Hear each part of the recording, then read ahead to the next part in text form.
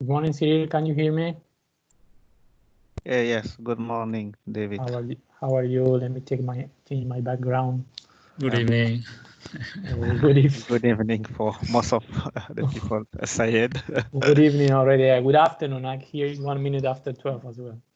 How are you? Good morning, Casper. Good afternoon. Good morning. Good afternoon. 33 people. I'm going up. Good morning. I think Dinesha is already there. Good morning, Eleanor, Elizabeth. Good morning, Francia, George, Giovanni. How are you? Eleanor, how are you? Good to see you. And we have also Edith and Gisela, Harriet, Hibo, Jainaba, Lara. Good morning, Lara. Mario. We have a long list. Stefano is here as well. Stephen, Suleiman.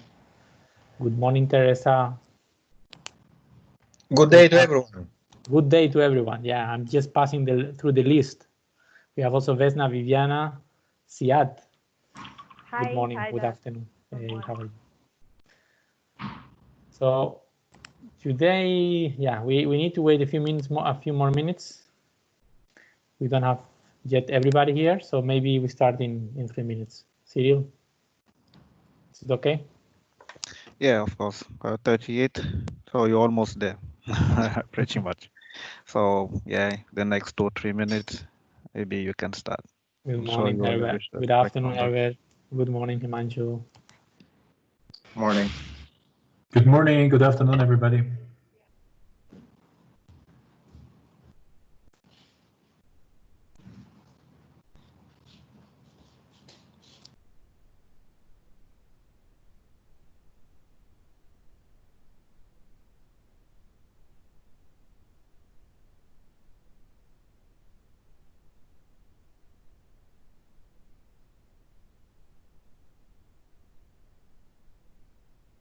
So if I may ask, everyone, I think managed to do a couple of exercise at least, play around with the solution.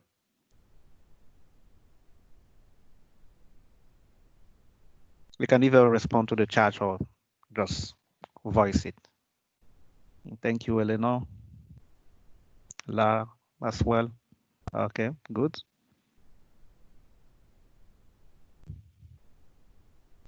So yeah, that's good news. Good. And remember, if you're facing any issue, you can always contact us, and we will call you in Teams to share a screen and go through the process. So I think we can almost start, right, Cyril? Yes, let's go ahead. Okay. So all right, 1 second. I was checking the video. Let me see if I can share my screen. Okay, here we are. All right, so good morning, everyone. Again, hope you had a good evening yesterday and you rest well, and you didn't have nightmares with the system or with the latency or with these cross-tone things that we were explaining a few days ago.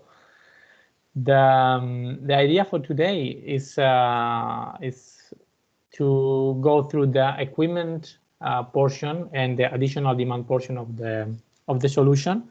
But before starting, if you agree, I would like to share a couple of videos of some concepts that we saw for the last day that it will serve as a recap. Then we will go to the presentation and we will see where we are, what is pending to be discussed. And we will, as I said, we will take a look to the portion of to the features of the solution that are very useful for management of equipment, or better say, to plan demand for equipment. So yeah, we have also another video on segmentation, but there are some technical issues that we are fixing. So we will show it, Dinesha, I think tomorrow. All right. So let me please share. Let me go to the 1 second to the presentation. One moment. I'm not sharing the screen yet, right? So I'm going to share my screen. Maybe maybe I will share the screen, and let me do it in a different way today. 1 second. So this is the presentation that I want to start from. So maybe I will start from here, then I'll jump to the video. Okay, can you see my screen? Yes. Okay. Yes. Thank you. Yes. Thank you. Now I'm happy that you are replying, so I can again get some feedback instead of waiting for Cyril. So yeah, the idea is to go through the equipment and additional demand presentation. If I don't say anything, I think it looks fine. Otherwise, Okay. I will have. Yeah, thank you, Cyril. Thank you, and thank you for Lara as well as for replying, and Salvatore. So if you remember, I always like to start with this slide, the session, so it helped us. This was a very good slide designed by Valentina, that it helped us look at the full end-to-end of the training and see where we are. So as I said yesterday, we started with historical data and all this data coming from production, and the possibility of making adjustments in case of some transactions were not processed on time or there were some errors, etc. Then we review classification. That was about the system was classifying time series to, let's say, identify the pattern, the consumption pattern, and then classify them as continuous with trend, continuous with seasonality, intermittent, etc.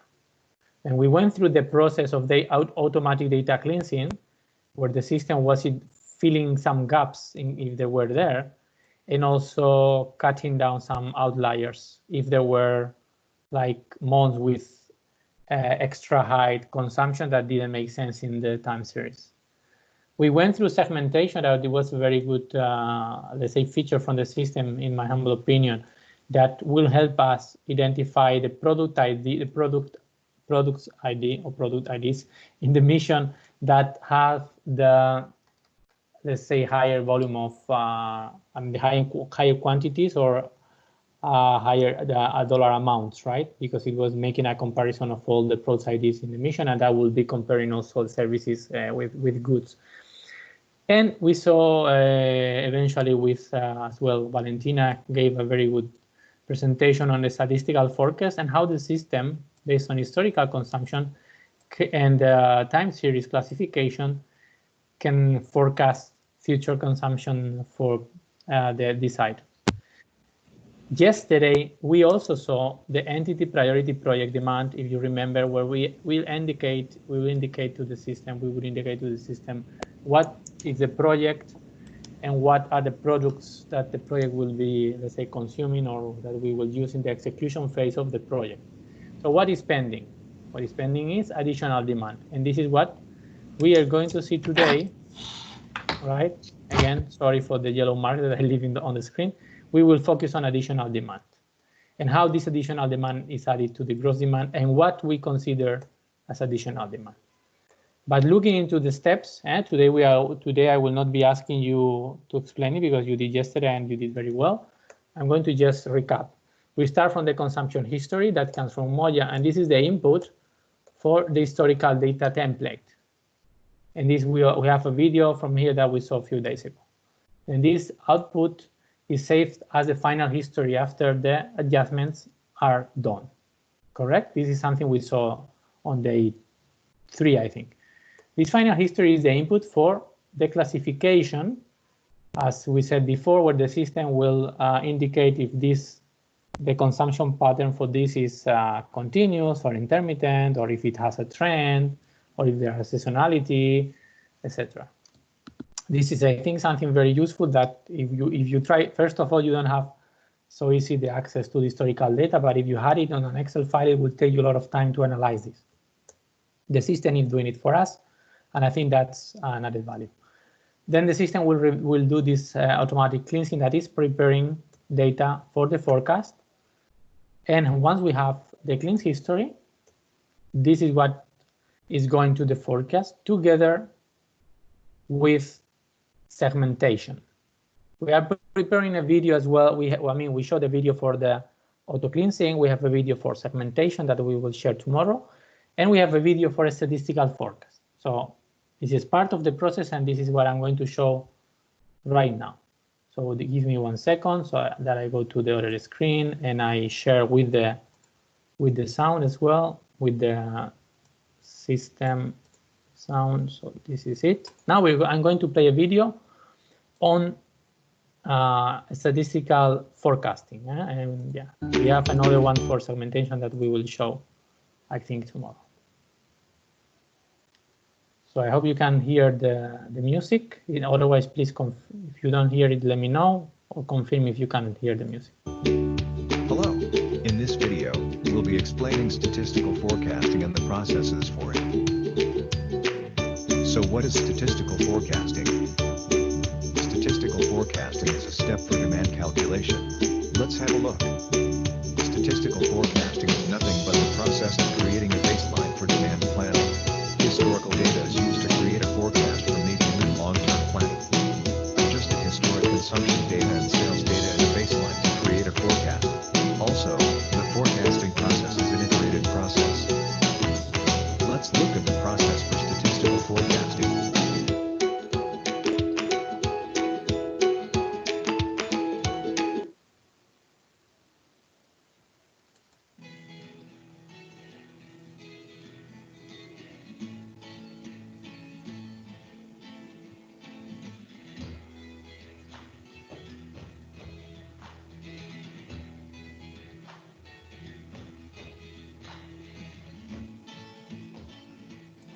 So one of the aggregation that you see in the video, it's another way of naming what we have been calling this planning level, right? So if you have the level of aggregation is basically that you can see the forecast or the information at product level, or you can see it at commodity. When it's a commodity, we are saying it's aggregated because it's adding all the, let's say, consumption or quantities for all the products within the commodity.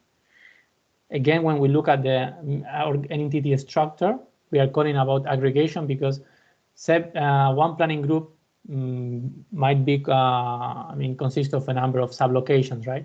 So if we are selecting planning group as a planning level, we are aggregating all the sublocations within the planning group. For example, I think that is better to explain with an example. Plan could be an entity. Planning group could be engineering section of the entity, and then sublocation could be the different storage locations that the engineering section has, right? Or the different fund centers, if there are different ones. So aggregation is the process of adding up the lowest level to display it at a higher level, if I can say that.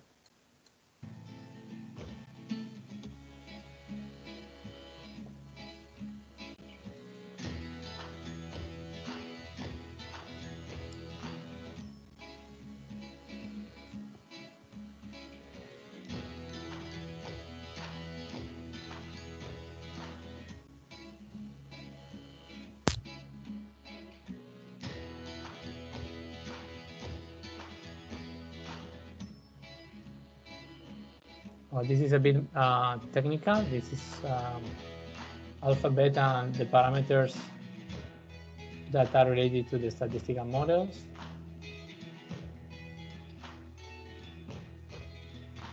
And gamma is the seasonal component. This is something for your information if you are interested. But it's not something critical that you need to understand in depth.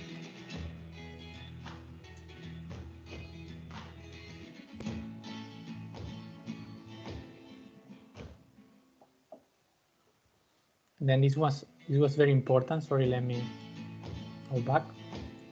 So remember that we have the measure error, what is called MAPE, the mean absolute percentage error, that is giving us an idea of how the forecasting model would have been able to predict the past. And that gives us an idea of the forecast accuracy. Of course, talking about the future, we cannot say exactly what is the accuracy. But yeah, it gives us a good idea of if the model is appropriate for our consumption patterns. Remember that when we talk about ex post values, it's exactly comparing the forecast but in the past.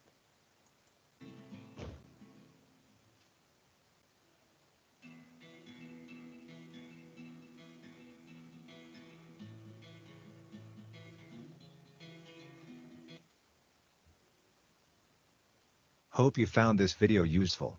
Please visit umoja.un.org for more information. So thank you for watching this this video, and I'm going to continue now with the presentation. So for that, I need to need to share the screen again. So let me move to the other one. So this was I was like doing a recap, right? That we're starting on historical demand, and we did data classification, automatic cleansing. Then we had the segmentation. Then we have a statistical forecast. And the final statistical forecast, after reviewing, would go to the gross demand. And this was one of the, let's say, components of the gross demand. Yesterday, we had some discussions, a presentation and a demonstration of how to track entity priority project demand. And for that, we have another video that I'm going to play. So you are we are all more or less on the same page, and then we will see what we are going to see today.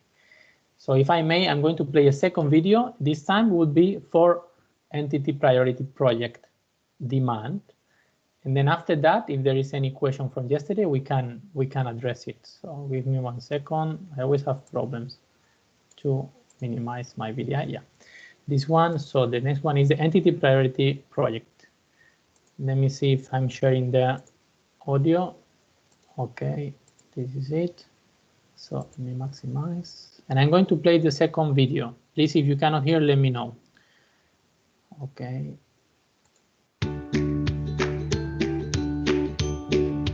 Hello. In this video, we'll be explaining entity priority projects and the importance of capturing it. What are entity priority projects? EPP demand is an input to the gross demand calculation. Let's have a look. Entity priority projects are priority projects undertaken by an entity. The goods and services required for these projects need to be recorded and planned for. So why is EPP important? As entities undertake projects every year, some of these projects may reoccur. Having the data in the system as to what products and in what quantities were used would provide valuable information for the future. EPP also allows entities to separate reoccurring demand from project-related demand. The solution can also capture demand for multi-year projects spanning across budget periods. Let's look at some examples for EPP.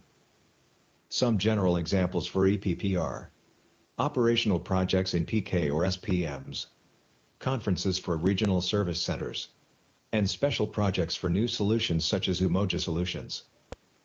What are the details that need to be captured for EPP?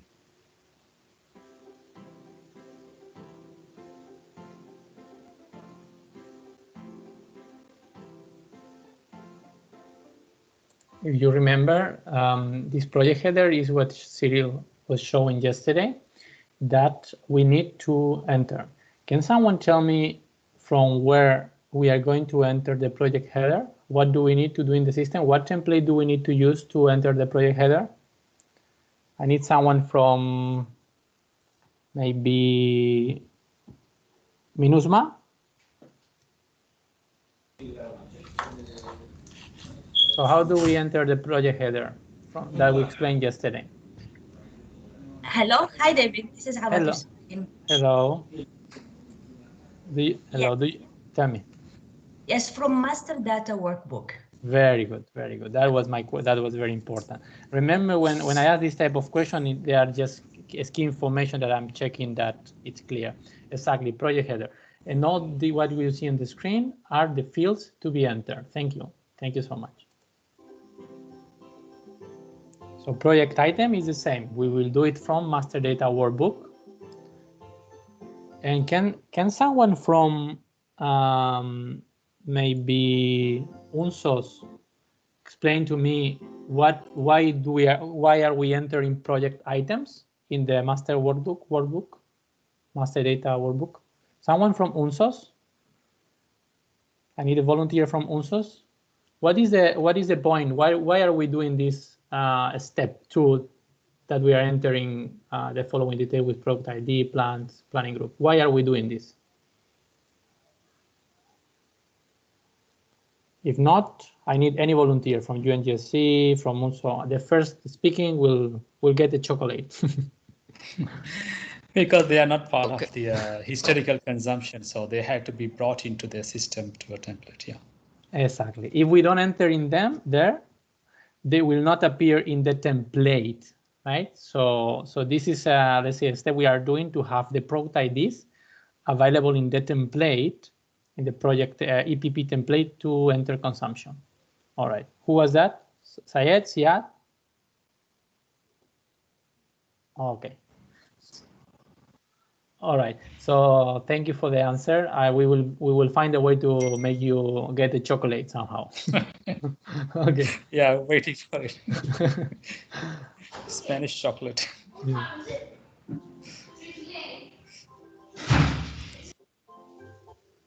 So, that is how EP. So this last step that passed very quickly is very important. It's where we are entering the demand for each month for the duration of the project. All right. This is what we suggest. So, that is how EPP is important for your entity and as input for effective demand planning. Hope you found this video useful. Please visit emoja.un.org for more information. So yeah, that's another way of getting some material that will be useful for you to take a look. And all right, so today the idea is to go to the third component that goes to gross demand. This is equipment demand that goes to additional demand. But before I start, is there any question that is after you review the material from yesterday or something that we want to clarify with Dinesh, Casper regarding EPP that we saw yesterday? Because in the afternoon, this morning, some of you were doing the exercise, so you might have any additional question that it's better if you have it to address it now before we start with equipment. So any question from EPP? I encountered some technical issues, and fortunately Casper was there to help me, and I can take a note of it, and I can share later if he wishes. Some technical issues, okay, saving issues where the error was coming, whereas we have seen that the exercise was done right, but it was still producing some errors. Thank you. But any question related to the concepts, or at least conceptually the business portion and the concepts are clear, right? It was not so difficult. I guess the part of the EPP what is challenging is to have a proper plan indicating when the items are forecasted to be consumed, where the products are forecasted to be consumed, and so on. So okay, so then I'm going to start with now with the real content for the day. Okay. And as I said, I'm sharing the screen again, so I hope you can see it. As I said, we are going to focus on equipment demand and additional demand. That is very important. And also you were mentioning for the last days that you were interested on this portion of the solution, on these features. So we will focus on additional demand and equipment demand. And for that, we need to, first of all, define what is additional demand in the context of the DP-SMP solution. So the additional demand, it's the part of the demand that corresponds to new requirements for which there is no historical consumption, right, to use as a baseline. So this was one of the very first questions of the training when we started, and in the overview on day one, so it was explaining the end-to-end process for DP-SMP. One of your colleagues, the first thing they said is, what about new requirements or new products when there is no historical consumption? Well, for new products where there is not historical consumption, or for equipment that need to be replaced, right, because they were acquired maybe 5 years ago and there is no, let's say, historical consumption pattern for that, we will add it to additional demand. So this is the key figure that we contain new requirements and equipment. So as an additional demand, we have products without historical data. This is very simple. Equipment, demand, and then some other new requirements that might be related to events, right? what type of events? Of course, no, there are no projects, because if there were projects, they would be included in EPP. But imagine that, for example, in one of your entities, the country in the mission is going through a referendum, and that implies that there is an increase of consumption of one of the materials, right? Or some security items, or, I mean, you name it. So when it's event related, it's not based on historical consumption, but it's something that will happen in this next 24 months, but it's not a recurring thing, and it's not, or not necessarily it's a recurring thing that happened previously, and it's not a project, then we'll do it as part of the additional demand. So this is conceptually. Is it clear? This, I mean, I know the concept is very easy. I shouldn't even ask you, but is it clear? Did I explain well myself? As an additional demand, we consider equipment demand related, new products that don't have historical data. For example, if we are going to buy some, I don't know, some new consumables that did not exist before, or we selected a different type of product that has better specifications for our needs, and we don't have historical consumption, we will include it as additional demand, because of course they will not come with the historical consumption template, and there will not be an automatic forecast for that. Is this clear, Cyril? Yes, absolutely clear. And then they were discussing also example that could be additional or unpredictable demand, like election and the situation with the COVID, for example, right? Yeah. And then also yeah, there's a question, I believe, was Stefan, if the additional demand can be negative. Yes. So I think it was answer. So far, I don't see any. And who replied the negative additional demand? Dinisha. Okay. So that there can be adjustments, right, later as well to reduce, no? So the additional demand. Okay, yeah. So exactly, for the point of the example of the COVID that you said, that could add as additional demand. If there is already in the history let's say a trend, and we can see the forecast will catch it. But if we haven't had anything on the historical consumption that is giving us the forecast, this is the type of thing that can be considered as that. For elections as well, yeah, it could be a good example, because they happen, but this happened every 4 years, no? So yeah, we will not have historical data in the last I mean, it depends on the country, but we will not have it for the last 24 months, the data, but we could even see later when we have the snapshots as well. That will help us. Okay, so additional demand.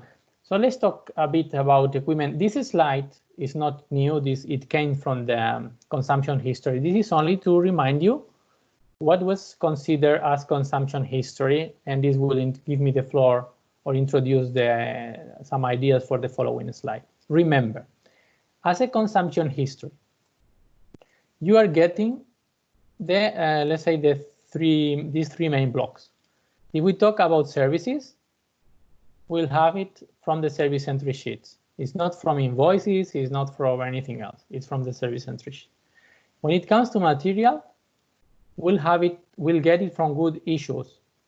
These are transactions from inventory, and they are processed when we, let's say, are delivering inventory items that we have in the warehouse, when we are issuing them out and to certain, let's say, users. When there is no inventory or warehouse in the entity, then materials are ordered for consumption.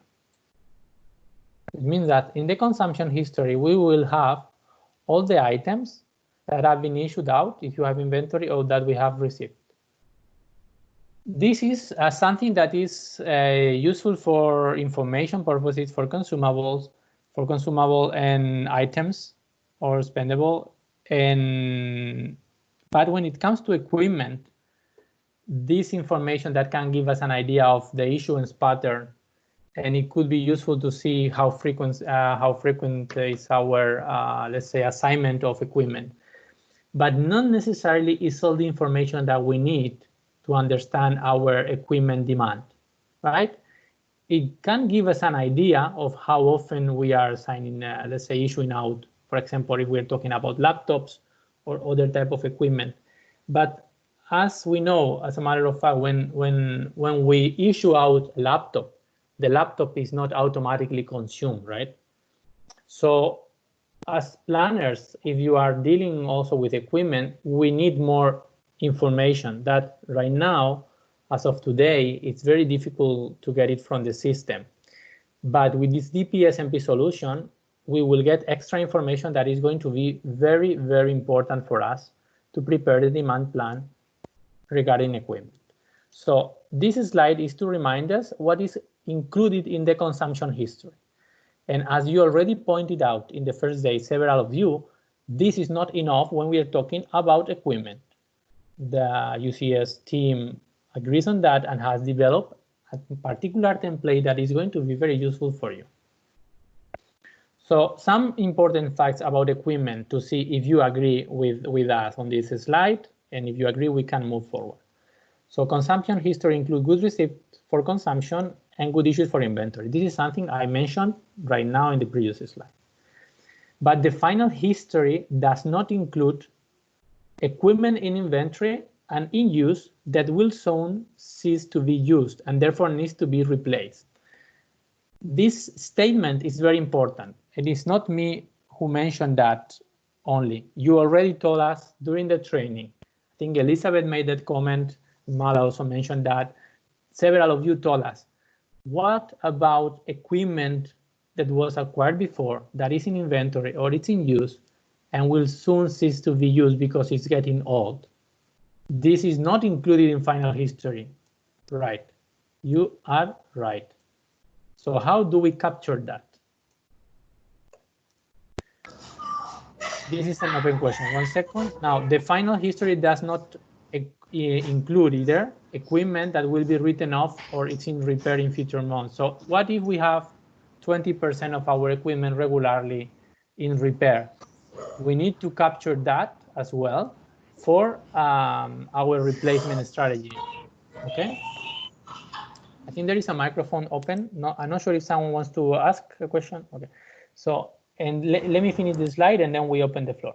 And then the statistical forecast might need to be cross-checked with the additional demand derived from equipment review. So the idea is that since we know the historical final history or historical consumption is not enough for the equipment, we need extra information. And after we have this extra information, we will need to analyze the final demand, comparing the additional demand that we enter for replacement, for example, with what it came with the statistical forecast. Now, any question about this slide? Any comment? Do you get my point? I'm only saying what you said. Yes, it's not enough with the historic final history. We need to consider items that are in use or inventory that are getting old, and we want to see as well write-off information and in repair information. Is there any question? Open? Yeah, so I have your end. So now let's start with the question, David. So okay, please could you mute your microphone? I'm trying to locate who was. Okay, good. Thank you very much. So maybe before the two attendees who raised their hand, speaks up, I want to ask 2 or 3 questions that I have here. So the first one is if the historical data of equipment, is taking into account or not. Yes. So the system is showing the historical data for equipment because it's analyzing the good issuance and good receipt, and it's showing this information because we understand that it could be useful for the planner, as the planner could identify certain patterns there. All right, but when you look at historical consumption for equipment, you need to be aware. You need to understand that as historical data, what you are seeing is good issuance if you have inventory, or good receipt if we are talking about equipment and you don't have inventory in place. So you need to understand that with the figures that you see there are not when the equipment itself it's let's say not operational anymore. This is issuance pattern that might be interesting if you understand that, for example, in your entity, for the last 2 years, you have been issuing laptops out, 2 laptops per month. Then you understand that somehow this is a trend, or this is a constant pattern, that it means something. But for example, if you have an issuance pattern of equipment that is related to opening a new camp, you need to understand that as well. So in the historical data template, you have this information related to equipment, but you need to use your professional judgment to understand this information. Do not assume that this is only a consumption pattern that need to be forecasted also. You need to understand that this is equipment. In the historical template, you can distinguish equipment from non-equipment, adding, for example, one attribute. And then you can see that as well in this template. And then eventually, once you have, let's say, an additional demand for replacement, if you need to, eventually on the gross demand template, you will see all the figures. So you can analyze to avoid, let's say, double quantities or double planning. But yeah, the answer, I don't know why it took me 4 minutes to reply. The answer is yes. In the historical data, you also have information for equipment, but it is related to good issuance. I hope this is clear. Cyril? Okay. Yes, thank you, David. So I think the other question, I think was about the PID. I believe is answering here. Maybe you can go to people raise your hand. I think Leo, Suleiman, I believe, and yes, could you go ahead? Let's start with Leo, maybe. Okay. I think I have the answer already. I was thinking that if it's an additional requirement, which will may or will may not happen next year, as Denisha said yesterday, for EPPs, they are going to deduct from the next year consumption. Probably the same will happen here as well. If it's a new requirement only this year and next year I don't need it, it will be included in the consumption, and probably next year I can deduct it over. Exactly. What is important, I think, here is to understand that, and we will see that also tomorrow, that you have all the information. You have the historical consumption and the historical data. You have the equipment information to add additional demand. And then at the moment that we are, let's say, consolidating all the gross demand, you will see all the figures. So you can see what data is coming from historical, what data is coming from the additional demand, so you can deduct or reduce, and then for the following years as well. So yeah, I think you already replied. So next hand or next question, Cyril? I think Suleiman, you raise your hand, I can see. Hello. Thank you. Hello, Thank you for giving. Good morning. I'm just referring to considering that there is many methods that you can apply to get the result. Let's follow up on the example that Herbert mentioned yesterday. I think that will help us clarify exactly how we make decision and make clear what belongs in reoccurring demand, what comes to the project, and what comes as additional demand. And let's go from something that is traditional way of determining what is gross demand. Let's say for containers, you have, just for sake of this example, let's say that you have reissue 2 staff members, 1 container. That in order to accommodate gross demand for office space, you have reissued that 2 staff members per 1 container. So you have 1,000 staff members. This means you need 2,000 office containers. And then it is very easy to get to gross demand. That is some kind of traditional way of doing things. Now, we have on the beginning, we have historical consumption for 2 years. And we know that accommodation containers has life of 7 years. So without not having 7 years, it's very difficult to understand what was historical consumption. So in this part, we will get also projects, we will get everything that was received for consumption, let's say in project, and we will get everything that was issued for whatever. So I think it's important to understand how, as we have everything there, what adjustment to historical data should be made. For example, if everything was done through the project, is it gonna be supposed to null those results because this will be all derived from the projects and replacement, or what do we do with historical information? Then Herbert mentioned that overall, all these things, you don't establish camp or without project. It means mostly they are delivered through project. There is maybe few repair that you add there, one container just to accommodate certain specific requirements. But let's say in 95%, this is done through the project. And then you have third phase additional that is more like about what do you do with the equipment that is end of the life and you want to add. And I think it is important to take one example such as what Herbert brought to understand when we have all this information, what do we do when we see this information in historical consumption? Then what do we do with the project and how do we get taken care of this container, let's say, specific requirements on the end for replacement? But I'm saying in traditional way of planning, it's very easy. There is a relation between staff members and ratio of space.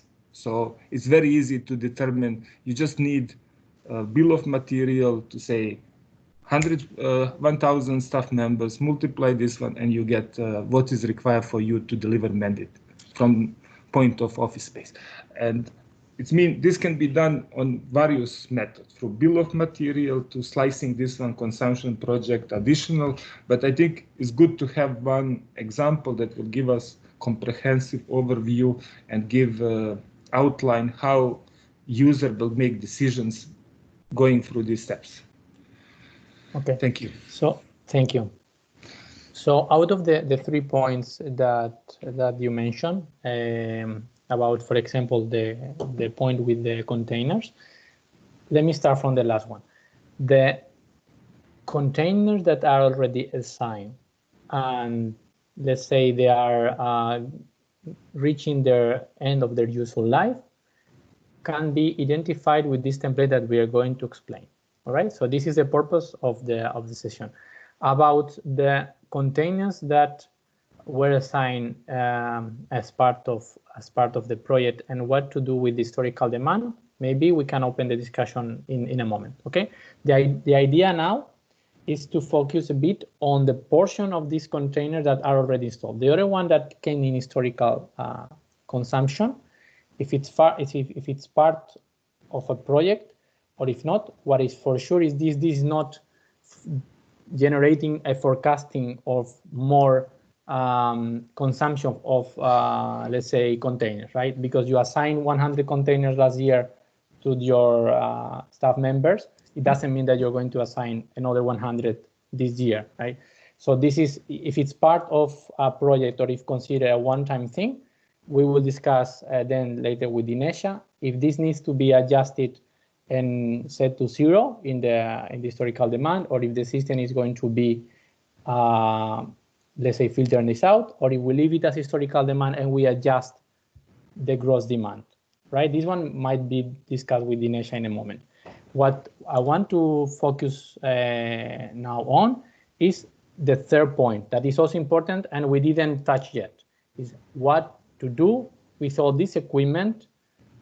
Could be prefab, could be laptops that were already assigned and they are reaching their end of their operational life. How the system is supporting this portion of the business. For the other, I think we still need to have a discussion.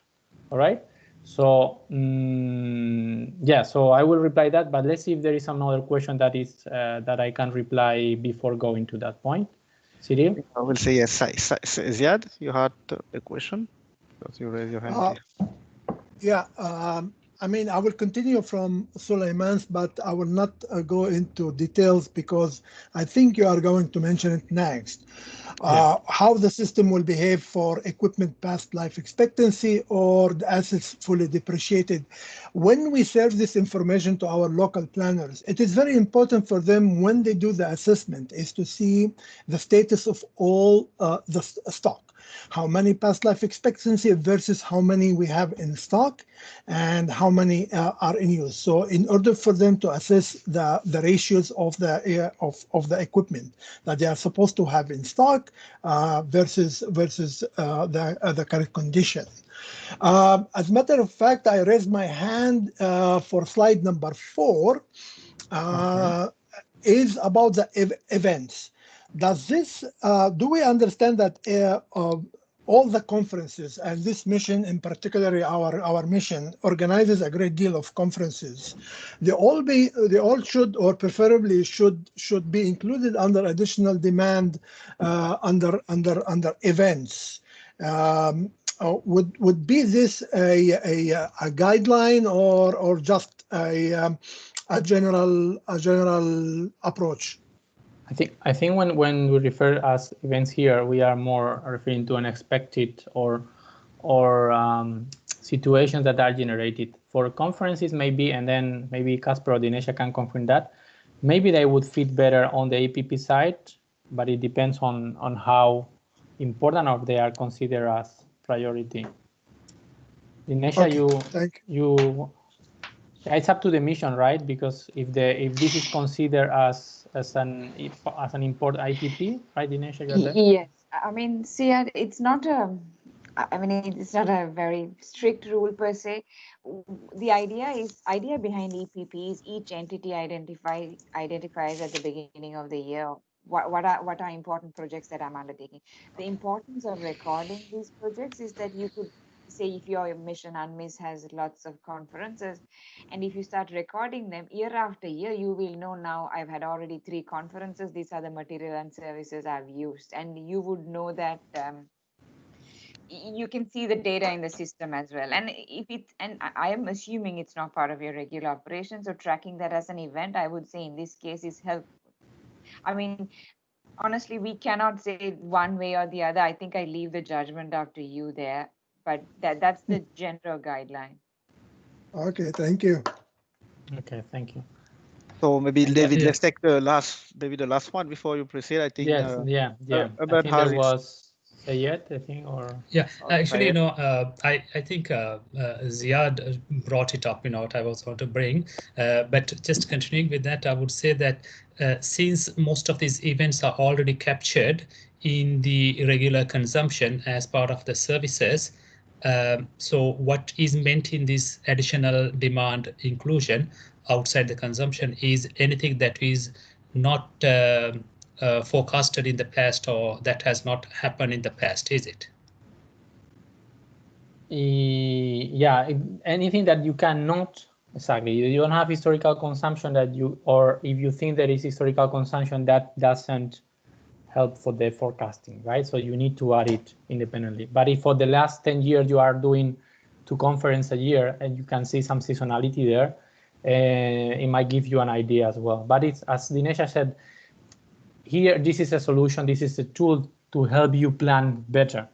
But the reality of your entity plus your experience will be the real factor that will give the quality to your planning. I think the tool is giving you information that it's very difficult to gather if you don't have a solution like this one.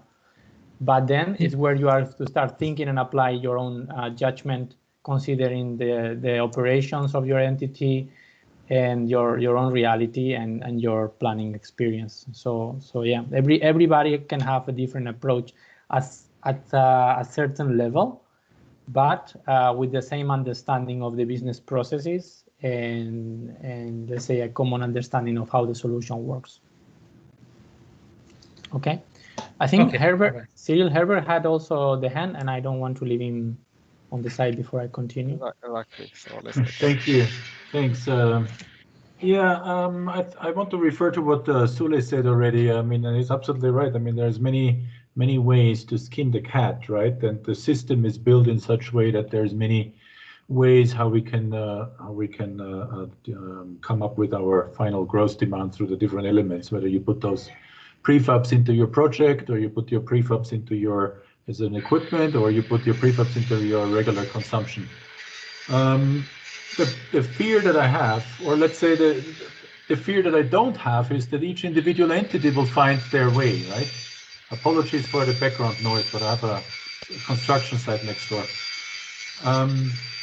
So I'm pretty sure that each entity will find its way how to define their gross demand.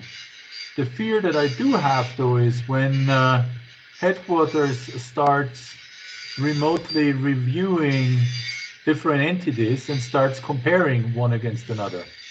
We've seen this in the past with, for example, supply chain cycle times, where a landlocked mission is compared to a mission that sits next to a port, and and we're comparing. Why does mission A need 300 days cycle time, whereas the other mission only 100 days?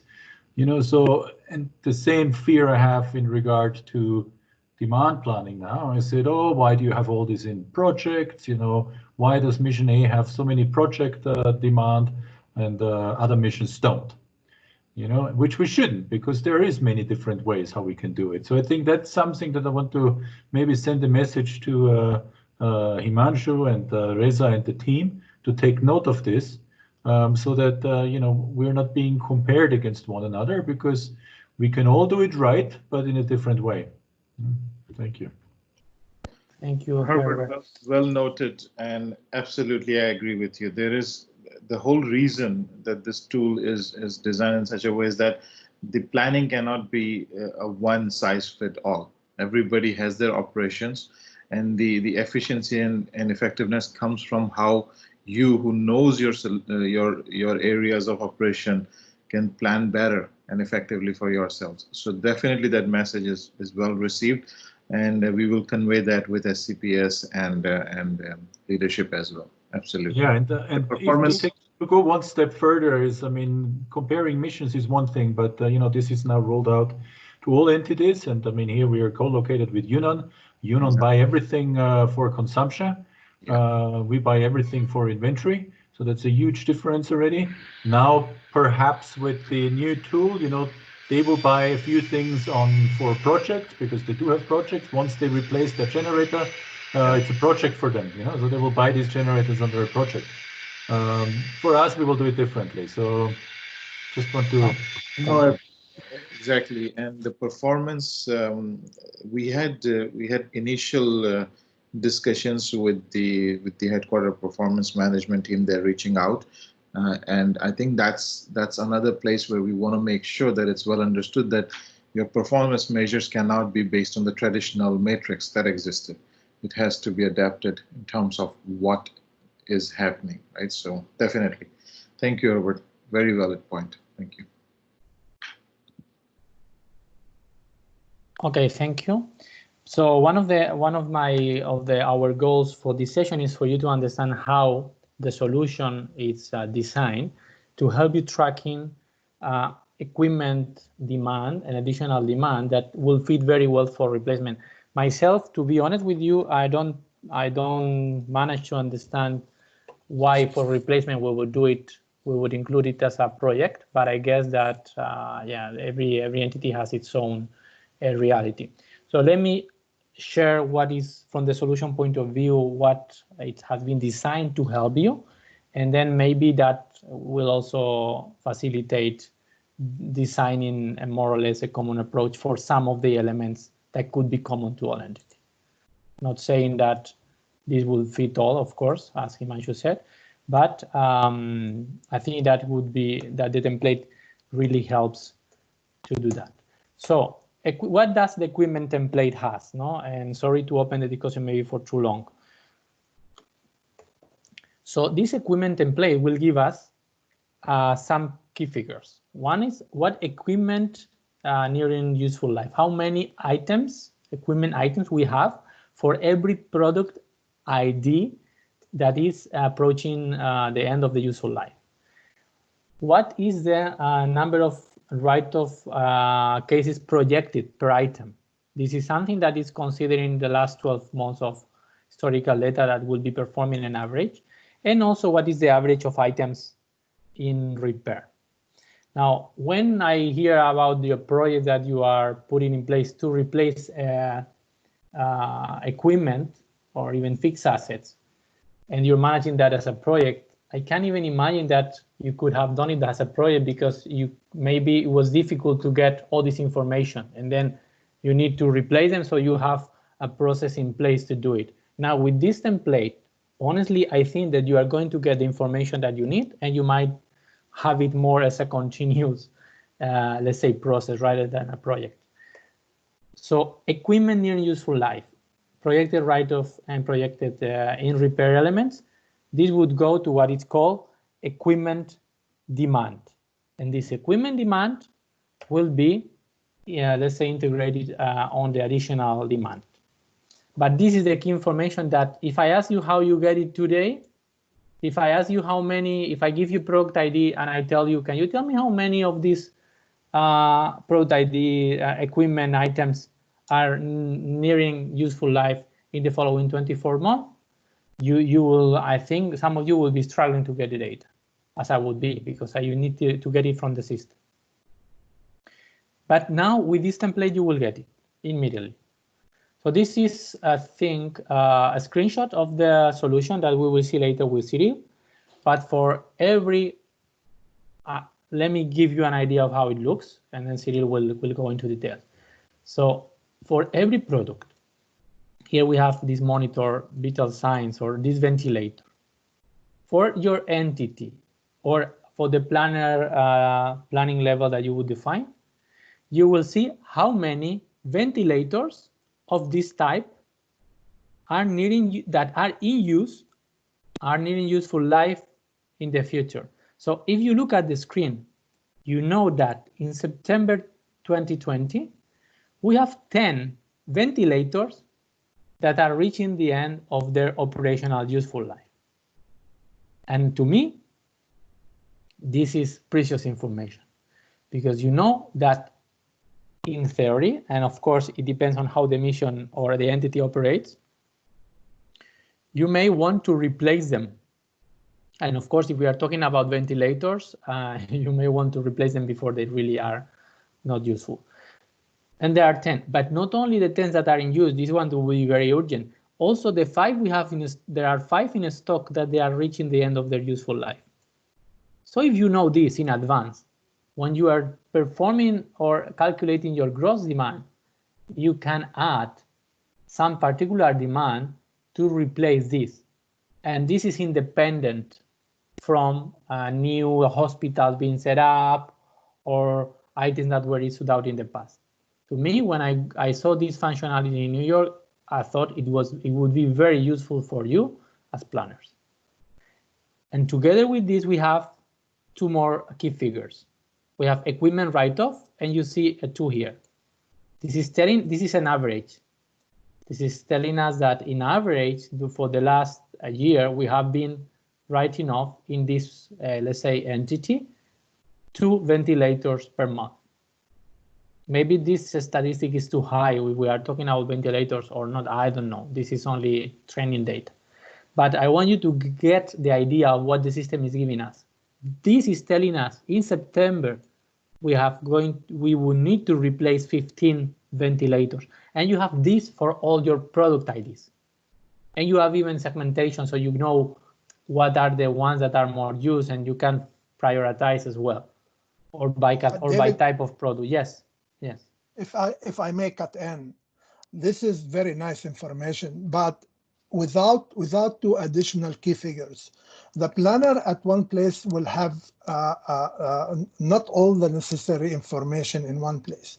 For me, as an asset manager, for example, this is very good information, but without equipment in stock, for how many ventilators currently we have in stock, and how many are currently in transit in the procurement pipeline, you cannot answer the question for the key figure additional demand, for example. So you need to have another key figures embedded here in order to make the best judgment for the additional demand. Okay. So that is very useful information also for Dinesha and the team, right? So what you're saying is that from here you can extract what will need to be replaced, but to know the demand, you need to understand also how many items you have. This information that right now you have it available in production, but that's a good thing to write down and then to discuss with the project team if there is any way to do that, right? So thank you for the comment. I don't know if Dinesha wants to mention something about it, or we'll just discuss it in a different meeting.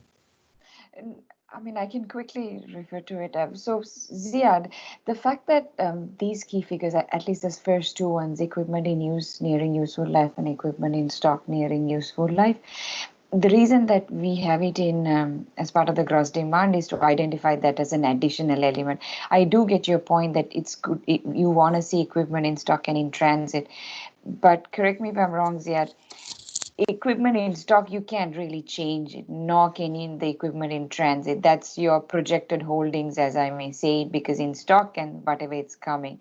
So that once you identify your gross demand, these should be elements that we should take it off to come up with the net demand.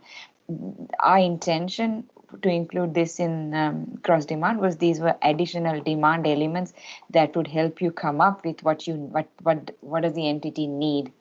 But our intention when it comes to net demand is once you've identified the elements that you need to run the operations, it's just a matter of fact of accounting for what you have and what's in the pipeline. Okay, thank you, Dinesh. Okay. Thank you. So all right. So point taken and well noted. So then regarding again to coming back to the template. So my idea is to show to you what you're getting, and then as you said, now you can identify what you will be missing or from where we can extract that, like what is in stock that can be from inventory. But I didn't mention one other figure, which is the equipment in repair.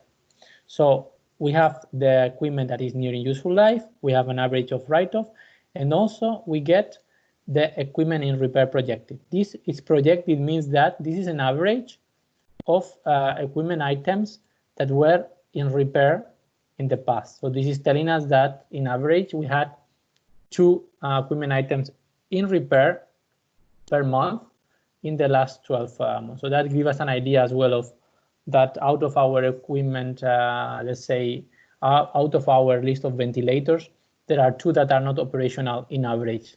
Right? So they are always under repair.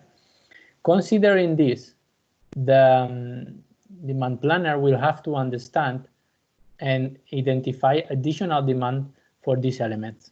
So you will assess if you want to include here 15 or if you are going to include something else extra somewhere, right? I would say if I were you, I could say, all right, for September and 2020, we would like to replace these 15 ventilators, and then I would enter maybe a 15 here for this month to replace these 2, but this is now already your judgment. So as I was already explaining with this screenshot, what information we have about operational useful life, it's equipment in use nearing useful life and equipment in stock nearing useful life. The solution team has separated these 2 key figures because I think it's also useful for you to understand if the equipment that are getting old are being used or not, or it's maybe surplus that is getting old. So they indicate how many serialized items are approaching the end of their operational useful life. Do you understand the concept of serialized items? Are you familiar with this terminology? Could you please reply on the chat? Serialized items are these product IDs that will generate an equipment. So it's when we say serialized item, it's the same as we say equipment item. So if it's not clear, just let me know. When it comes to the other two key figures, we have write-off projected, and it shows the monthly average for the past 12 months, as I said. Okay, this is an average. This is not based on real write-off cases that are being processed to be disposed in the future. In repair projected, it shows also an average of the last 12 months of equipment history in repair. Okay, so equipment that in repair. So if we saw a 2, it means that in average of this particular product, we used to have 2 in repair constantly. So one point about the operational life.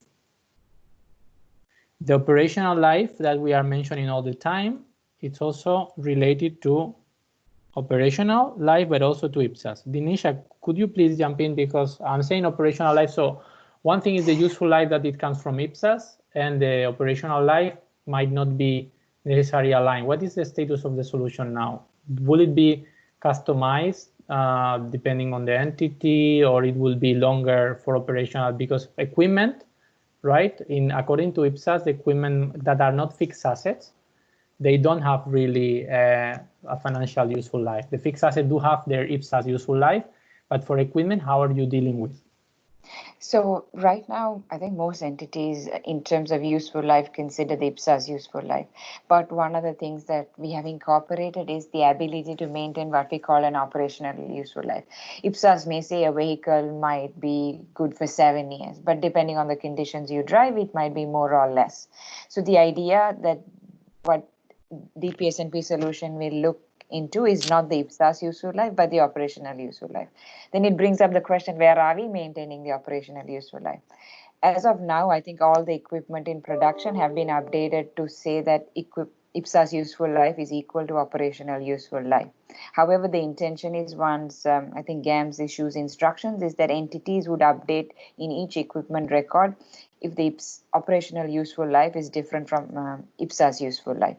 So that's what the system will take into account. So I think this is sort of an information that always kind of existed all along for the years in terms of a planner intelligence, but we want to now sort of formalize and say, if a vehicle is driven in very good conditions, it may last a couple of more years, and if it's driven in sort of rough conditions, it will last a lot less, and it's a decision that's reflected on the equipment, and then that's a decision that's then picked up by the DPSNP solution. All right.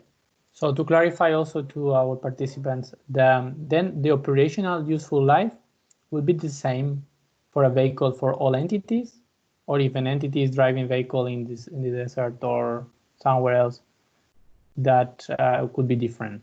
So operational useful life is not IPSAS useful life, so it might be updated, but will it be updated in general for all entities, or it will be particular to the entity?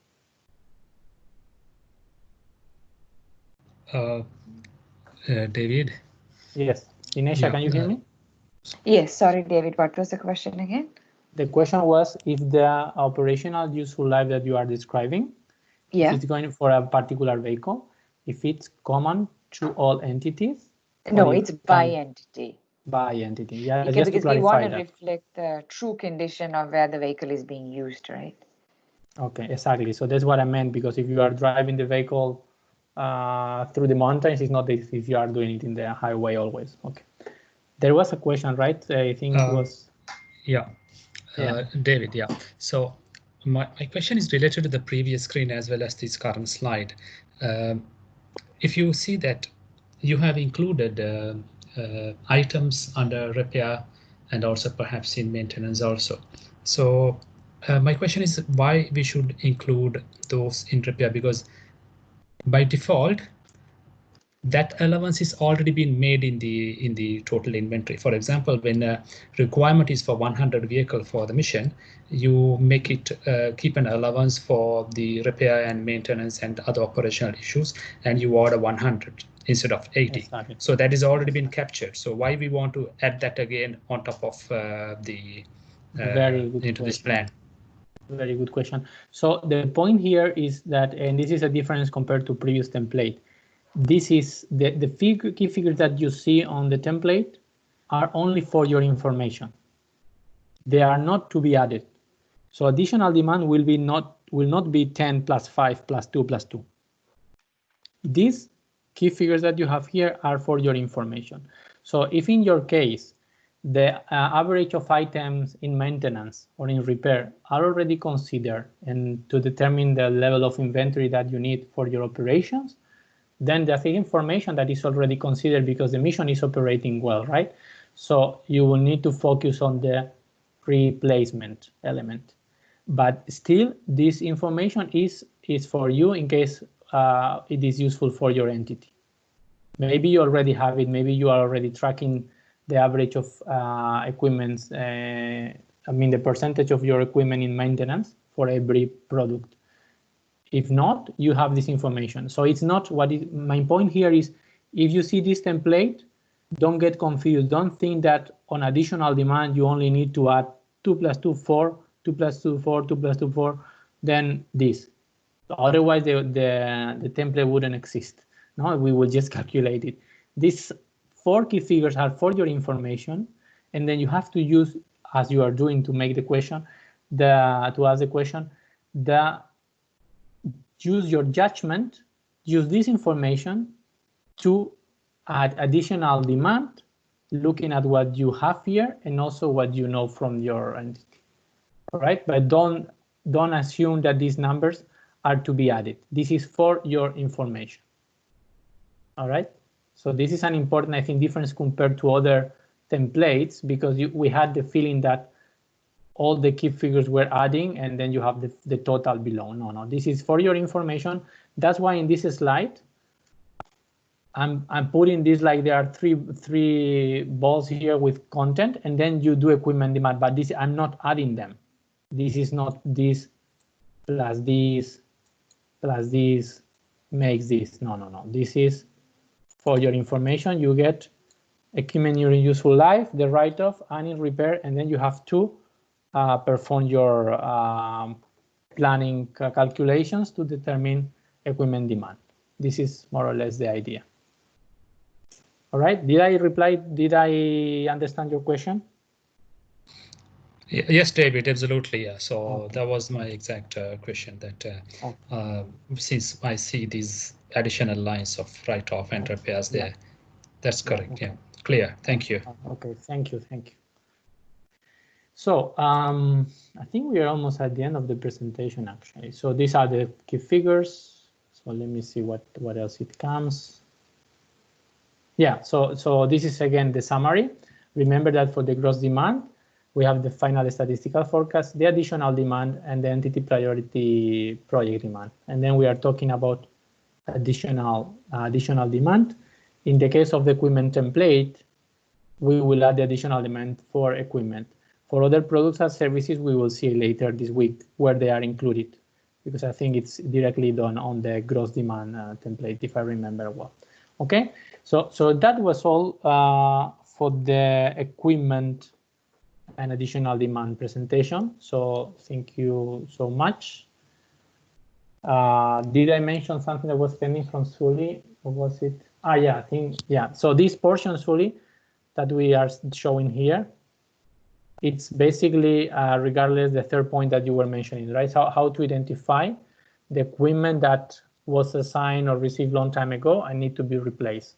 Then for the portion that if the last issuance is coming from a project or we have to do it, this is something that we'll need to maybe discuss further during next week or on the following days. All right, Cyril, is there any question before we move to, any comment before we move to the demonstration of how to use the template? Yes, I think it's more common. Okay. I believe so. Maybe you will go quickly in the template and then come back for further discussion. Right. Okay. Yeah. All right. Always when we look at the system, it also generates new debates. Yeah, I think it's a good idea, Herbert. Let's do a 5-minute break, right? Because we talk about a lot of things, and then the demonstration is not going to be that long. So now, since you Herbert proposed a 5-minute break, you have now your group of followers. Everybody saying yes, yes, break, break. So you are now I can name you officially the influencer of the group. So we are going to do a break. Yeah, yeah. Thank you for the suggestion. So let's take 5 minutes. I will put the clock and let's go back. Yeah, at 1:20. So our time, Valencia time. So 1:21. 5 minutes. I will put the clock anyway. Right. So talk to you later. Take some fresh air, some coffee, whatever. Thank you. Thank you. Let me share the screen and put this timeout, this timer.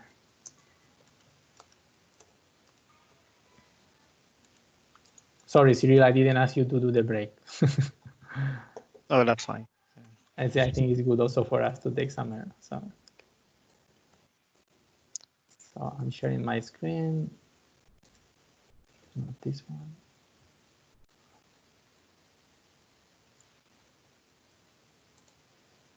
So 5 minutes.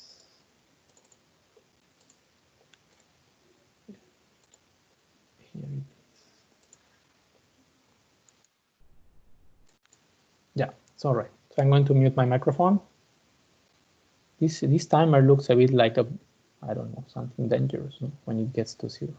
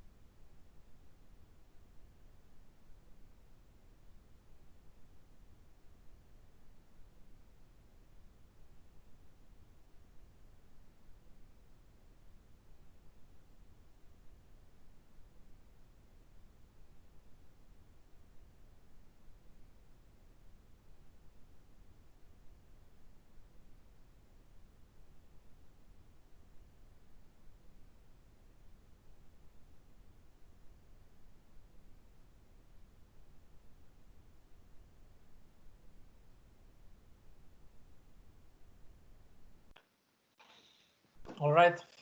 Welcome back. Please come back from the cafeteria. Let me see if we have the people. Everybody's back, 55 people. Can you hear me, Cyril? Yeah, loud and clear. Okay, excellent.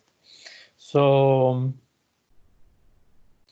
yeah, I think it's a good moment to do the demonstration. Let's see how much time it takes, and then we'll try to leave some minutes at the end for more questions as well. Yeah, we can see your screen. Yeah, good. Thank you, David. I think we discussed extensively about you know, the equipment template, and especially the key figure. And this is just, I think I will say, it will just be a replication or an illustration of everything that David explained. So what I want to do here, you know, just to avoid repeating what was said already, is trying to do a demo based on the exercise that you have received. I think you received it a couple of hours ago, or if not, you will be receiving soon.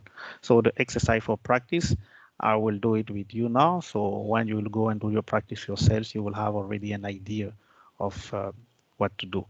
So again, it's exactly the same schema, the same process for everything you have been doing so far. You know, you access IBP as you see here. I think I log already to avoid having a latency time. And so now after logging to IBP, of course, you will go to view, and the template that we'll have to select now is the equipment, which is number 50. Right? So let's check if you have your exercise already. I think I will just, as I said, I will follow the exercise that you have. Can you see?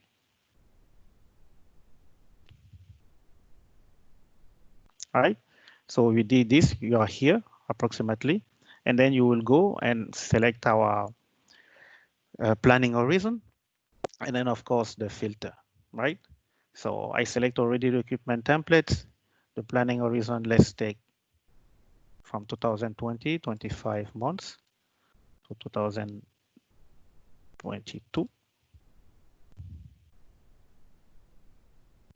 Remember always to filter, you know, based on your plan. So this is really interesting here, right? So you can see the serialization profile. I think I want to stop here to also go back and re-explain one of the points I believe that was happening in the chat, you know, about the discussion on the material that need to be taken into account, right? So it's all the serialization materials, serialized material, I think I will say, the UN01 and UN05. So you will have this attribute that will be gray out, I think, for all. Is that correct, Denisha, David? Yeah, correct. Okay, good. So now here, let's add the plan, our respective plan that you will find in your cover sheet. For me, I think I will try the IL20. So remember from yesterday, if you add the wrong value, of course, the system will not recognize it, right? So what you can do also is to add another filter, right, on the product ID that you want to locate. But again, since you're following the exercise, let's go and do what the exercise is recommending, right?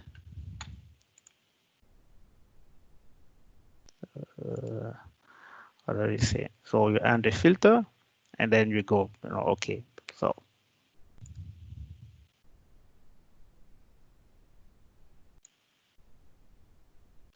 So of course, as I said, you could have the possibility to filter by product ID, so you will see how the template of demand will show with all your 4 or 5 key figure, right? The equipment in use, nearing useful life, the equipment in stock for year in useful life as well, the equipment in write-off.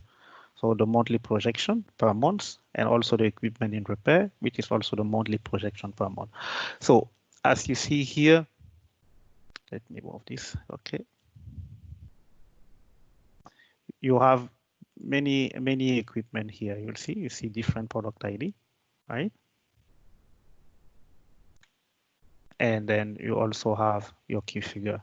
This is exactly what David was showing, a minute ago. So let's look at, a couple of figures that has the data, right? Here you will have, for example, for this particular product, which is CT scanner, right? Serialization profile is a UN on machine. It could be, I think, also UN operation, I think. So, but here you have UN on machine, and then you have some, monthly, quantity. Meaning for this particular equipment in September 2020, you'll have one that is almost reaching the near green useful life, right? Same thing for the stock, but for those in write-off and in repair, the monthly average will be 0, right? So this is the main key part, right, that you will have to adjust. And of course, based on that, you will have also this additional demand key figure that will allow you to add exactly the quantity if required, depending on what you want. So what I can suggest, let's go back and look for a particular product. So you'll reduce the number of you'll keep the same period, right? And then on the filter, you'll have our plan already. And then let's add a product ID.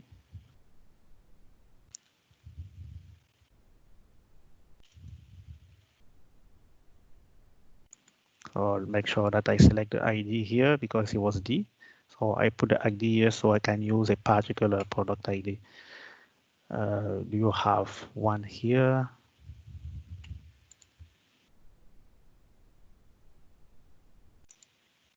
No.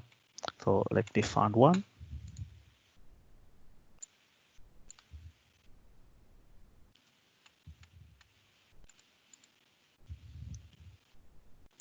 Let's find this one.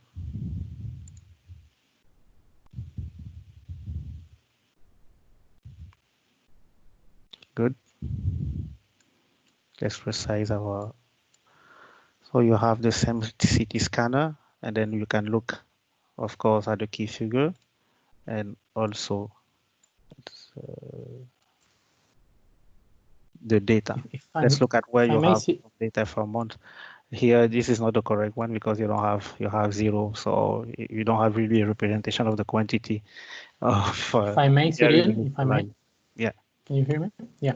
So this is an example. I mean, you know that as part of the equipment, you have two types of items, right? The regular equipment that we know, and or assets, and the fixed assets, right? So for fixed assets, it would be common also to see that equipment in write-off is 0 and equipment in repair might be 0. This is not necessarily an issue on the data, but if you think about X-ray machines or DCT scanner, you might not have so many in your mission, right? So the monthly average of scanners being written off by month could be 0, right? So maybe for these ones, if you have 5 or 3 or 4 in the entity and their useful life, it's like what, 7 years, you might be writing off one every 7 years or some of them every few years. But that's why you could have a 0 on the write-off average and equipment repair, because remember, this is a monthly average, while the other two key figures is showing when they will get old. So even if we replace the ones in January 2021, following year, we might still see a 0 in the projected write-off, because if we retire 2 assets in 24 months, we still monthly average is 0 point something. So the system might be rounding down. Over to you, Cyril. Correct, David. So pretty much we had it already. So this is just an illustration of what you discussed. So you can have, as I said, already your key figures, and you can also add your eventually your demand if you have a number, right? To add, you can put, for example, let's say 2, and dragging over a certain period of time. I'm just putting for the sake of testing right now. And then once you have it, you have to remember all the time to save your data, right? So if you save your data, it will ask you the reason codes, exactly the same process like the other templates. And you can add any reason code, maybe budget constraints or external factor, let's say external factor, which is election that Geneva mentioned, before, or another factor, external factor that is unpredictable, right? And maybe Cyril, even you can also mark GD 09 that is applicable to equipment chain, retire, new, out of useful life. This one also applies. Yeah, exactly. So yeah, of course, I'm just putting a reason code like this, but you have to put what is really applicable to the equipment, which is okay. And then you can put 2 at a time. So due to election or retirement or write-off the equipment, and then you have to put save. And of course, as you can see here, right, you have your additional domain that is entered and accounted for. Of course, once you have this one, it will be also another input for the final gross domain formulation. So this is in a sense, as I said, to summarize this, the template will allow you to add additional domain through equipment, depending on how you want to do it for your mission. There was a lot of discussion where we're talking about either doing it from operational point of view through historical data, either capturing it through the EPP, or from here, the end goal is you also have to make sure that it's accounted in the final gross domain formulation, pretty much. So yeah, this is really a short template, and exactly what I wanted to show you. So any question? Maybe you can you take a few questions and you can continue to discuss. You still have what, 20 minutes to go, 25 minutes, and discuss more in details. David? Okay. I can see the chat or yeah, questions. there are no additional questions. There is a hand that is raised, but I'm not sure if it's because it didn't go down.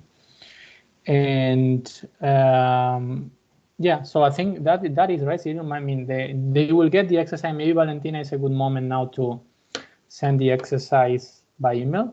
So what we can do, thank you, Cyril, for the explanation. I think I explained, maybe I over-explained the key figures in the presentation. So that's what I was saying. I was saying, the demo is just going to be an illustration of what you say, because in the presentation we either had the screenshot, I think I will say.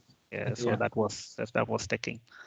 Okay, so yeah, so the idea is this is very easy. So we can I mean, the easiest part is to enter the numbers. The difficult part is the business and doing the proper demand planning. So we are going to open the floor, if you want, for questions, and if there are no more questions, I think it's a good moment for continue with the practice. So we are sending the exercise of equipment. If you didn't complete the previous one, you can work on them. I mean, but let's, as also Casper suggested, let's open the floor for more questions, if there is anything. So that's it now, because in the exercise, I think you're getting different product IDs, and we are asking you to check nearing useful life and in stock, and adding additional demand. So that is basically. Maybe Cyril, you wanted also to show here the graph, the chart, right? You showed me the other day that was showing different columns. Yeah. Now we're improvising a bit, but hopefully it will work. So exactly. So I think on the graph, maybe let's remove the product ID, because you can compare against 2. So if you select, for example, this product ID, as right? a filter, yeah. Exactly. As a filter, maybe. Yes. Right. So it will give you this type of graph. I'm trying to resize it. Okay. So you can see per month, it will give you the reflection of the amount of equipment in repair, the write-off one, and the nearing useful life as well. So yeah, you can always. If you have 2 or 3 separate product ID, you can add them. Let's say if I can add it from here, or I have to go to the planning edit view.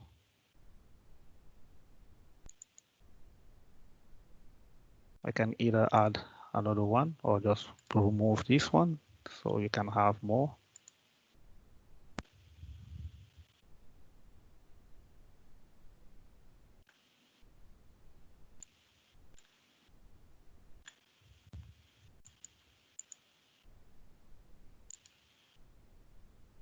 So,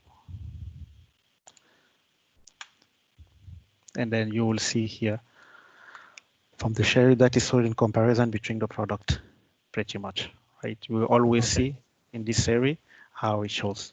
So pretty much, yeah, there's a couple of features that you can play around to see more or less which products are more in demand or coming to almost to the end of the operational useful life, or which numbers of product are almost getting right off. Yeah. Okay. All right. So thank you, Cyril, for sharing that and for the demo. If there is any other question or point to discuss, that could be a good moment, since we have everybody on board: Dinesha, Casper, and Himanshu. All right, and maybe Florin is as well there. Yeah, Florin as well is here. So otherwise, you receive by email the exercise, or maybe you can use this time to practice. So let us know if there is any question you want to discuss or any other point about equipment, as you said. And I wanted to make maybe a general comment on how this will help you to make a replacement. No, I have the feeling that sometimes when we have equipment that is getting old and we need to have a project to replace it, it's because maybe we don't have like real-time information of how they are getting old. So what we could do is to do a general review, like part of the physical verification process, and then replace what it has been identified as old. No, that would be like a particular moment of the year when we are doing that. But if we are doing a rolling demand plan, we can forecast in advance when exactly what items are getting old. So we don't need to do a big review process and then let's say write off whatever has been got old already. So if we do it as part of the rolling plan, we might be forecasting what is actually getting old constantly or monthly, and have the replacement ready. And yeah, maybe you might want to rethink the way the replacement process is done, if it can be improved thanks to this template and this information. But no one better than you to assess that. So, all right, I don't see any additional questions, Cyril. So Syed raised their hand, or it was the old one? I think Syed is with the hand raised for a long time. So I'm going to, I think I can't even move the hand down. So I'm going to do it. So if he has a question, he will raise it again. So David, let's use this. Yeah. David, one important reminder, don't forget to send the chocolate to Syed and to all other 27 participants. We are looking forward. Right, we are here in African Mission. We don't have chocolate, so it will be very good. Syed, so you'll do a virtual one. Well, dark chocolate with 80% cocoa will be very much appreciated. 80%, yeah. I think you have better chocolate in the entities in your missions than we have in Spain. We are not very well known for our chocolates, but we'll find a way. That's right. Okay. We'll find a way. We can send you a paella, maybe. Okay, so the exercise has been sent, so you have it. Now let's use this final time to perform practice, and also text us if you have any issue. So now let's go and practice. It's a good moment to practice.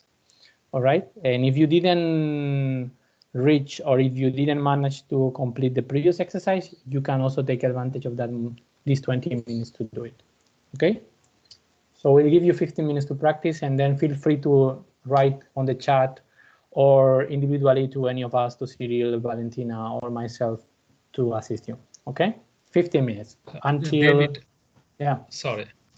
I've done the chart already. Is there anywhere that you want me to save and send or something? The exercise I completed already, so. Okay, that's fine. No, that's okay. You just say because the data is in the cloud and I have access to all your entity and I know the product IDs that have been assigned to you.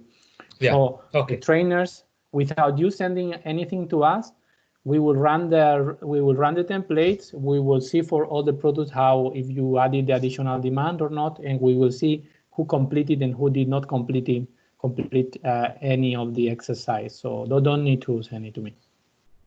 Yeah, related to the same question now. This is in cloud, you said. In case, just in case, is there any way that this can be brought offline and you work on your sublocation or your plant or whatever area and bring it back to the cloud? Is there any facility in the system? Yes, thank you. Thank you for the question. Yeah. Actually, Dinesh already told me 4 days ago I have to show this, and I didn't. So maybe it's a good moment to do it. Or maybe even, Casper can also show it. Yeah. So yeah, I'm going to share my screen. Give me 5 minutes that I prepare the setup, and I will show to you how to use, because it's possible to use the templates offline, right? And then when you want to upload your data, you connect to the server and it will be uploaded. So yeah, there is an option, and it's even good if you download and you work during several days. And if it takes a lot of time to load the data, you can do it the first time. You can work for some time, and then you will connect and you will synchronize the data. So give me a few minutes that I prepare the screen, and I will show it to you today. Thank you for the good question.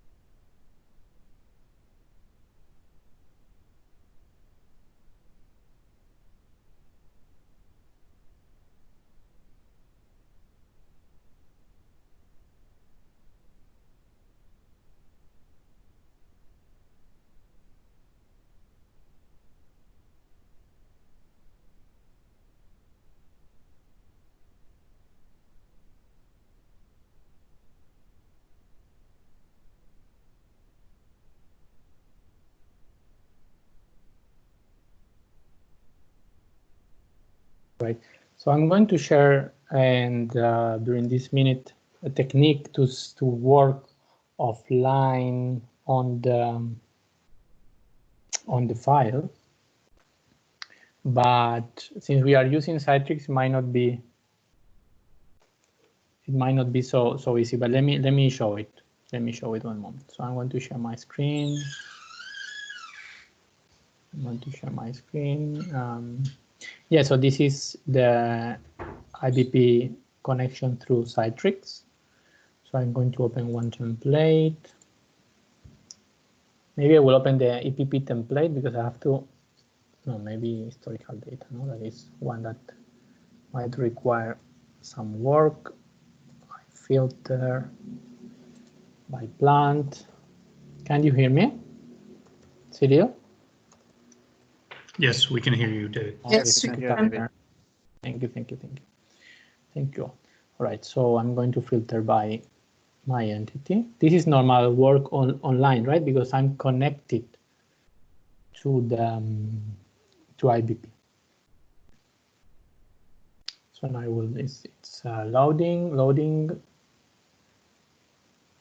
And then what I'm going to do is to save this Excel file in my local machine.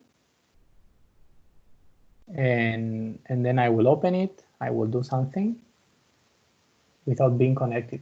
What is a bit tricky is that since this is almost through Citrix, when you click on download, you have to do it the same way when in Moya you are downloading reports. So you see the file structure in a bit special way because you are not, it's not your Excel in your machine. So let's say this is my file, and then for example, yeah, I need to review some data. Of course, there is a risk of doing that if you have concurrent access, but if you are the only one working on your sublocation, you could do that. Now we go to file, and we are going to save this file in our local machine.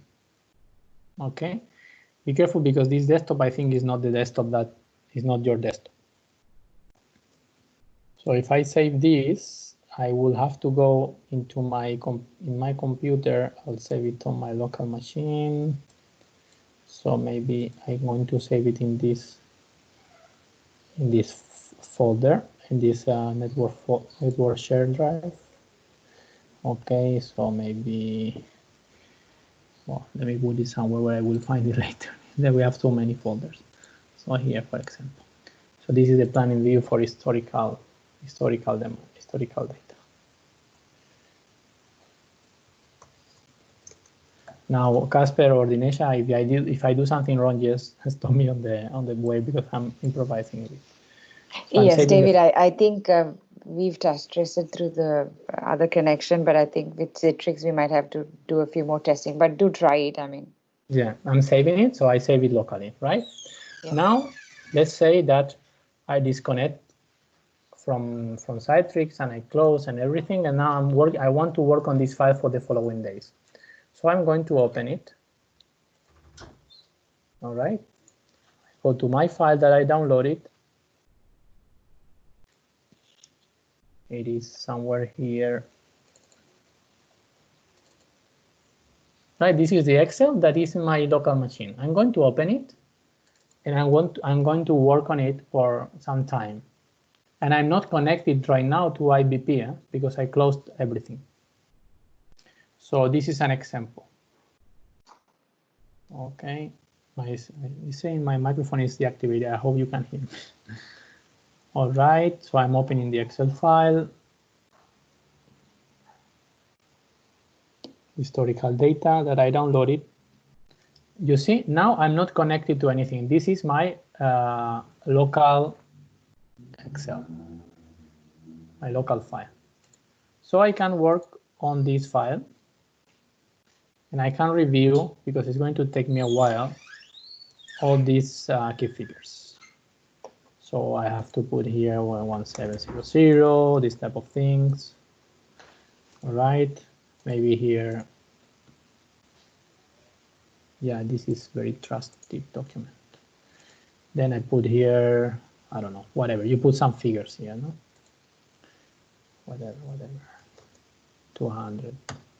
Okay, and then I'm working on this. And then tomorrow I open the same file and I don't need to connect again to get the same data, right? This is past data from 2018, so it's not going to change from one day to another. If it's only me working on this, I will put here 1765. I mean, that's, let me put 1800s. So I'm working on it. Now, after some time, I finished and I want to, let's say, synchronize it again and upload it. So how would I do it? I go again to, this is a different day, no, a different week or after some time, and I go to IBP Dev. I open the system.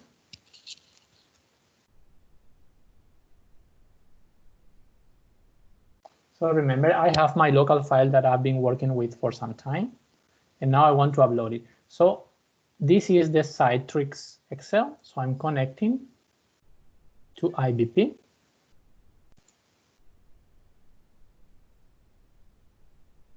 All right, this is the typical message. I'm logging in it. I'm logging in.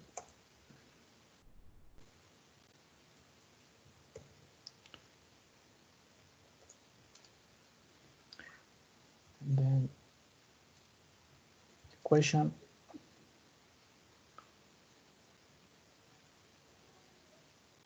All right, so I'm connecting. Now I am connected to the system, but I have not select. I want now to open my local file to synchronize it. So I could go to File, Open. Right, I have to do it from the Citrix window, and then I'm going to select the file I've been working on. I go to my folders. I think it was somewhere here.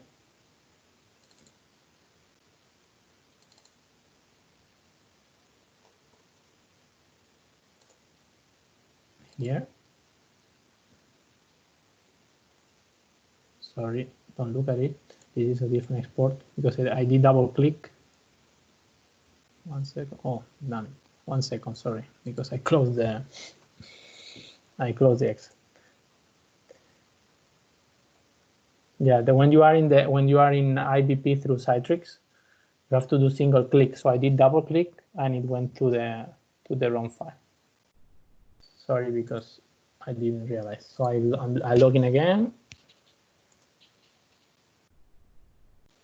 The good thing is that you ask all your questions already, so I still have 3 minutes before Himanshu cuts me down.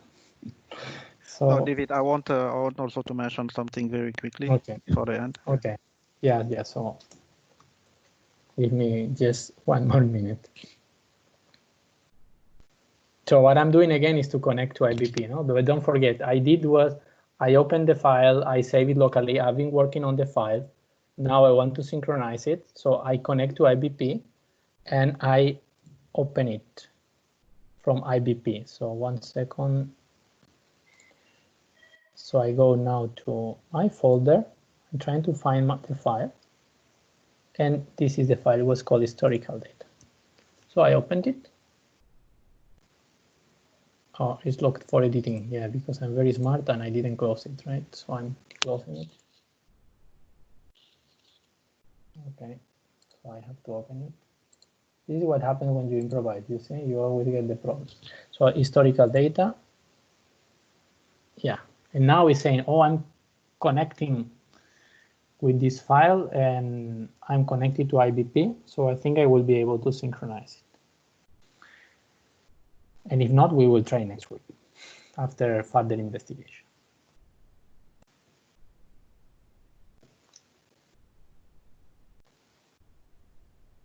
So maybe Cyril, you want to mention something? Well, yes, exactly. This is something that Himanshu already started addressing, I think, 2 days ago. You are looking to extend for additional week this training. It will not be a proper training presentation per se, but it will be more the support, right? A kind of operationalization. of the demand planning. So pretty much next week you would like to divide maybe the class now into group, so you can better address first of all the issue, collecting also properly the feedback, because you also understand that during this week with your obligation, you maybe didn't have the chance to practice properly. So next week will be 2-hour session still, but divided into group where you will address individually group demand, group feedback, group issue, right? So we come up with an agenda that we will share after this session, right, for you to look at, and we really encourage you to come and properly voice again your feedback. As I said, even though if you are collecting already and then you're trying to escalate them, in the proper channel, you also want to hear from you. You want to make sure that you are feeling comfortable with the system, right? And of course, next week you will also administer a small assessment, a few questions, just to. It's not really an evaluation. It's just to make sure that what you have thought, what we have, convey as a message was properly received. So in a nutshell, you will share with you the agenda. You will see how the group are divided. Feel free to join on your proper time slot, right? And let's work together to make sure that everything is fine and your issue are addressed. That's it. Thank you, Cyril. So just in time, the system was loading the data. So you see now that, let me recap what I did. I opened IBP, I downloaded the template, I save it locally. I've been working on it with all its data during some time, only myself at sublocation level, for example. And then I connected to synchronize, I connected to IBP, and I opened the file from the, let's say, Excel file. I opened the spreadsheet from the IBP system, and it loaded. So now it's fine. And you see, now I'm in IBP with the data that I modified locally without being connected. So now all the data is loaded. I only need to save data. So I think this is a good happy end for the session today.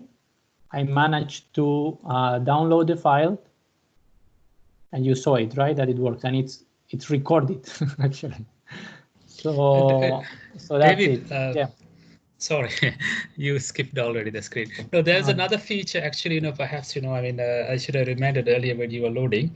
Every time, when you go to master data and you create a new tab, new book, new workbook.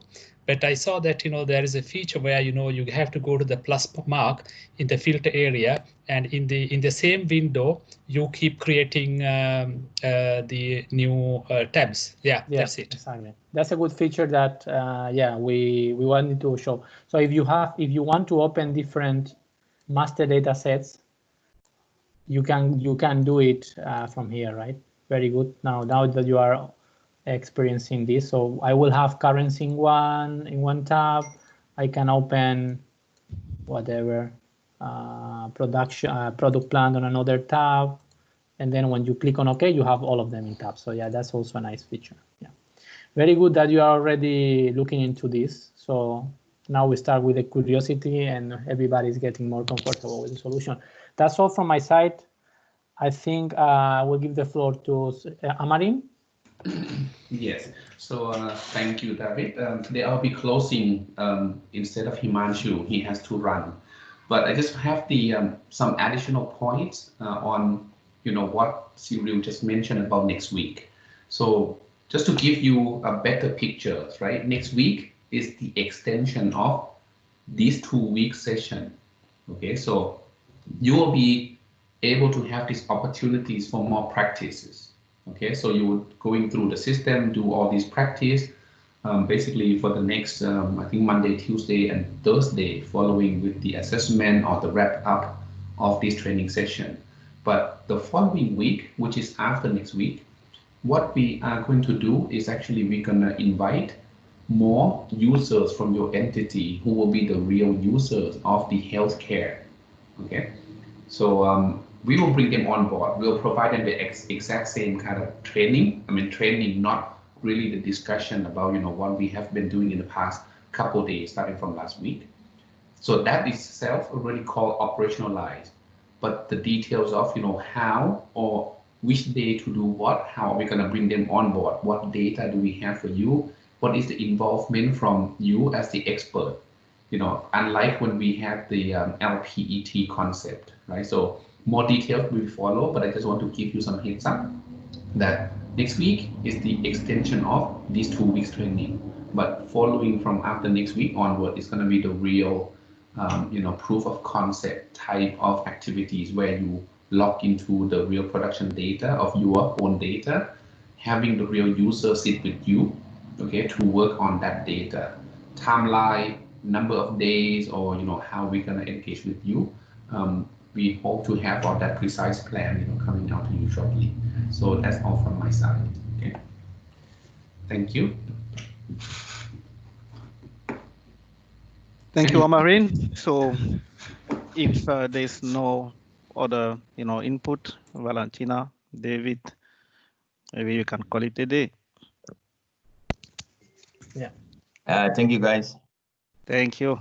Thank you. We have pending to explain where Valentina is putting all the files to make your life easier, collecting documentation, but we will do it in the following days. Thank you. Thank you. Thanks a lot. Bye. Thank you. Thank you. Bye. Bye. Thank you. Bye-bye. Thank you. Bye-bye. Thanks, guys. Bye. Thank you. Bye-bye. I don't know.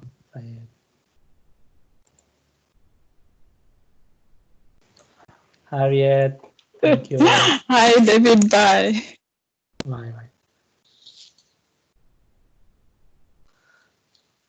I always stay a bit to see who doesn't disconnect, who was not listening to the session. No? Maybe this. Hey, Janibaba. Isaac. All right. Thank you. Thank you. Thank you so much. See you tomorrow. All right. Thank you. See you tomorrow.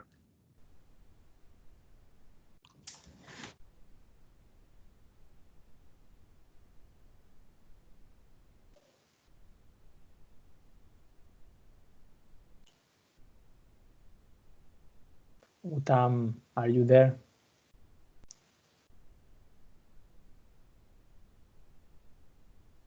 All right, Casper, it's only you and me almost. See you later.